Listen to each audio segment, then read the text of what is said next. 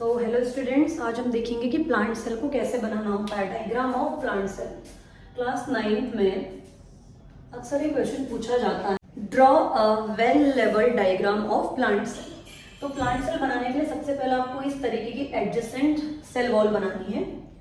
तो आप इसको इस तरीके से बनाएंगे।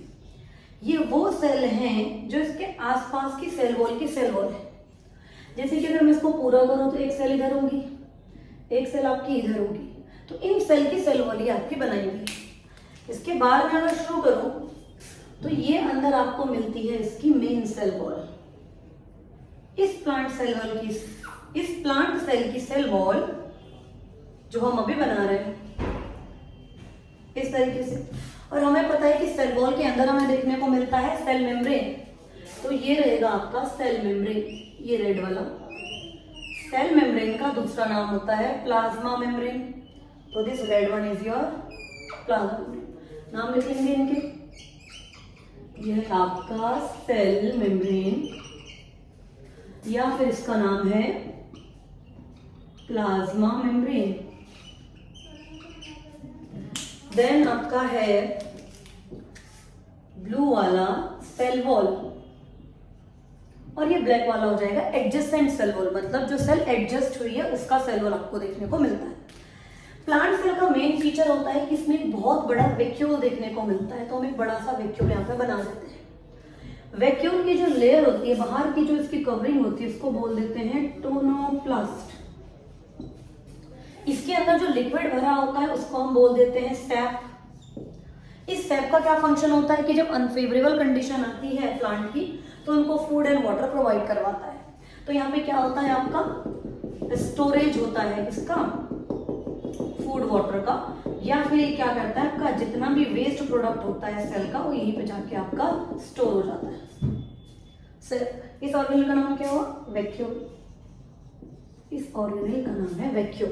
अब ये एक यूकैरियोटिक सेल होता है तो उसमें एक न्यूक्लियस भी देखने को मिलेगा। तो देखो, न्यूक्लियस बनाने के लिए सबसे पहले किस तरीके का सर्कल बना लो। इसमें छोटे छोटे पोर्स आपको छोड़ देने हैं। न्यूक्लियस के लिए हम क्या करेंगे, सबसे पहले न्यूक्लियर मेम्ब्रेन हमने बना ली है और बीच में हम खाली जगह छोड़ देंगे, इनको बोलते हैं न्यूक्लियर पोर। तो देखो, ये जो मेम्ब्रेन है इसका नाम है न्यूक्लियर मेम्ब्रेन, और ये जो छेद जैसा आपको दिख रहा है, पोर्स आपको दिख रहा है, इनका नाम है न्यूक्लियर पोर। अब इसके अंदर हमको क्या देखने को मिलेगा, इसके अंदर हमको पतले पतले फाइबर्स देखने को मिलते हैं जो कि होता है आपका डीएनए। इनको हम बोल देते हैं क्रोमेटिन फाइबर। इन्हें हम बोल देंगे क्रोमेटिन फाइबर। ये जो डीएनए है ये आपका डिपेंड करता है कि सेल की कौन सी स्टेज चल रही है। अगर सेल डिवाइड होने ही वाला है तो एक क्रोमोसोम की फॉर्म में दिखेगा। देखो, इस तरीके से क्रोमोसोम्स होते हैं, ऐसे देखो, ये और ये ऐसे क्रोमोसोम की फॉर्म में हमको देखने को मिलता है। और जब सेल नॉर्मल अपने ग्रोथ फेज में है उस टाइम पे इस तरीके के फाइबर देखने को मिलते हैं। अब क्या मिलेगा, इसके अंदर न्यूक्लियस के अंदर भी एक छोटा सा न्यूक्लियस जैसा स्ट्रक्चर होता है जो मोस्टली किसका बना होता है, आपका राइबोसोमल आरएनए का बना होता है, मतलब आरएनए। इसको हम बोल देते हैं न्यूक्लियोलस। हिंदी में बोले तो इसका नाम है केंद्रक, इसको बोल देते हैं केंद्रिका। अब आपको क्या बनाना है, इसे अराइज करवानी है एंडोप्लाज्मिक रेटिकुलम। उससे पहले एक चीज और देख लेते हैं कि न्यूक्लियस के अंदर एक फ्लूइड प्रेजेंट होता है। तो प्लाज्म मतलब होता है फ्लूइड। जैसे सेल का प्लाज्म साइटोप्लाज्म हो जाएगा, ऐसा न्यूक्लियस का प्लाज्म न्यूक्लियोप्लाज्म हो जाएगा। तो इसके अंदर हमको देखने को मिलता है न्यूक्लियोप्लाज्म। अब ये सब मिला करके हम क्या बोल देंगे, न्यूक्लियस। ये है आपका न्यूक्लियस। डन हो गया। अब हम यहाँ से क्या करवाते हैं, एंडोप्लाज्मिक रेटिकुलम को बनाना शुरू करते हैं। देखो, न्यूक्लियर मेम्ब्रेन से ही इस तरीके की फोल्डिंग शुरू होंगी। इसका डायग्राम बहुत कम बच्चों को बनाना आता है, तो पहले इस तरीके से क्या करो, आप लाइन दे दो, इसको यहां से घुमा के ऐसे और इसे कंप्लीट घुमा के ऐसे बना लो। इन्हें बोलते हैं सिस्टरने। तो हम सिस्टरने बना रहे हैं। इस तरीके का डायग्राम आपको बना देना है। आप इसको प्रैक्टिस करो बार बार तो आपको भी बनाना आ जाएगा। इस तरीके से आपको एंडोप्लाज्मिक रेटिकुलम बना देना है। तो हम इनका नाम लिख देते हैं। देखो,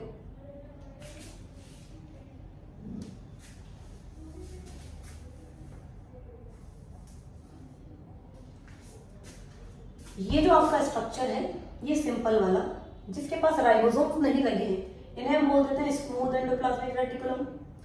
और ऐसा एंडोप्लाज्मिक रेटिकुलम जिसके पास क्या लगे हो, राइबोसोम्स लगे हो, जिनके पास राइबोसोम लगे हो तो इनका सरफेस स्मूथ रफ हो जाएगा, तो इनको हम बोल देंगे RER, रफ एंडोप्लाज्मिक रेटिकुलम। इन दोनों को मिला के बोल देते हैं हम एंडोप्लाज्मिक रेटिकुलम। हिंदी में बोल देंगे अंतःप्रद्रवी जालिका। आगे देखेंगे, सबको पता है कि सेल का power house of the cell किसको बोला जाता है, माइटोकॉन्ड्रिया को। तो ऐसे हमें यहाँ पर माइटोकॉन्ड्रिया देखने को मिलेंगे, तो आप इस तरीके से माइटोकॉन्ड्रिया को शो कर सकते हैं। यहाँ पे लिख दीजिए माइटोकॉन्ड्रिया, ब्रैकेट में ATP लिख देना कि हमको ATP प्रोवाइड करवाता है। ठीक हो गया। और देखो, क्योंकि ये प्लांट सेल है, प्लांट कैसे होते हैं, ग्रीन कलर के होते हैं, तो हमको इस तरीके का ट्रायंगुलर शेप का एक सेल ऑर्गेनेल देखने को मिलता है। ये कुछ ठीक नहीं बना, ऐसे बना देते हैं। और डबल मेम्ब्रेनस होता है, इस तरीके से डबल मेम्ब्रेनस होगा, और इसके अंदर आप छोटे छोटे ऐसे कॉइन लाइक स्ट्रक्चर बना दो और इनको ऐसा मिला हुआ दिखा दो।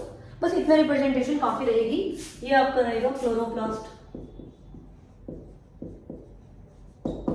ये है हमारा क्लोरोप्लास्ट। क्या होता है इसके अंदर, क्लोरोफिल भरा होता है, जो कि पौधों में ग्रीन कलर प्रोवाइड करवाता है। अब देखो, जो आपका जो आपका एंडोप्लाज्मिक रेटिकुलम है, इसकी जो सिस्टर्नी है, यही टूट करके यहीं से अराइज होती है आपकी गोल्जी बॉडी। तो 1 स्टेप 2 3 4 एंड 5, इस तरीके के 5 सिस्टर्नी हमको देखने को मिलते हैं गोल्जी बॉडी के। तो ये ग्रीन वाला पोर्शन क्या हो जाएगा आपका, इसे इधर दिखा देते हैं। This is your Golgi, Golgi scientist का नाम है तो कैपिटल G आएगा। गोल्जी बॉडी, गोल्जी बॉडी को ही गोल्जी अपरेटस बोलते हैं या फिर गोल्जी कॉम्प्लेक्स बोला जाता है, तीनों एक ही नाम है। इसके अलावा इसमें क्या मिलेंगे, फ्री राइबोसोम्स देखने को मिलते हैं।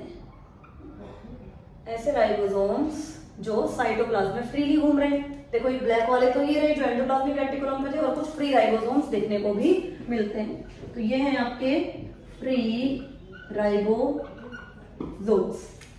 अब हम इनमें देखते हैं कि दो ऐसे ऑर्गेनल हैं, एक हो गया आपका माइटोकॉन्ड्रिया और एक हो गया आपका क्लोरोप्लास्ट, जिनमें खुद का ही क्या मिलता है, DNA मिलता है। तो इनके बीच में हल्का सा कैसा DNA आप बना के रख सकते हो।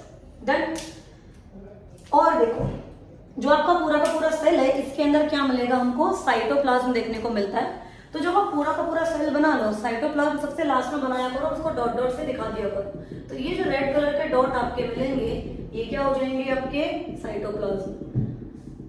साइटोप्लाज्म में फ्लूइड लाइक स्ट्रक्चर होता है। सिंपल सी बात है कि सेल के अंदर जो पानी होता है, सेल के अंदर का जो वाटर होता है, उसको हम साइटोप्लाज्म बोल देते हैं। तो ये रेड वाला पार्ट हो जाएगा आपका साइटोप्लाज्म। अब एक चीज है कि जो गोल्जी बॉडी था, ये ब्लू वाला जो एरिया है एंडोप्लाज्मिक रेटिकुलम, इससे ही बनी थी गोल्जी बॉडी। अब अगर मैं गोल्जी बॉडी के छोटे छोटे क्या निकालूं, इस तरीके से मेम्ब्रेन्स को निकालती जाऊं और उनके छोटे छोटे वेसिकल्स बनाती जाऊं, तो ये क्या बन जाएगा, देखो इस तरीके से वेसिकल निकल रही है और लास्ट में इस तरीके से बन जा रही है। अगर इसके अंदर मैं डाइजेस्टिव एंजाइम डाल दूं तो ये बन जाता है मेरा लाइसोसोम, ये बन जाएगा मेरा लाइसोसोम। तो इस तरीके से आपको प्लांट सेल को ड्रॉ करना है। ये वीडियो सिर्फ और सिर्फ प्लांट सेल के डायग्राम को बनाने के लिए इफेक्टिव रहेगा। इसकी जो भी डिटेल्स हैं सेल ऑर्गेनेल्स की, या इनका प्रॉपर डायग्राम कैसे होता है, वो आपको आगे की वीडियोस में देखने को मिलेगा। ये सिर्फ और सिर्फ सेल का स्ट्रक्चर कैसे बनाना है उसके लिए आपके लिए बेनिफिशियल रहेगा। क्लियर है? Thank you so much.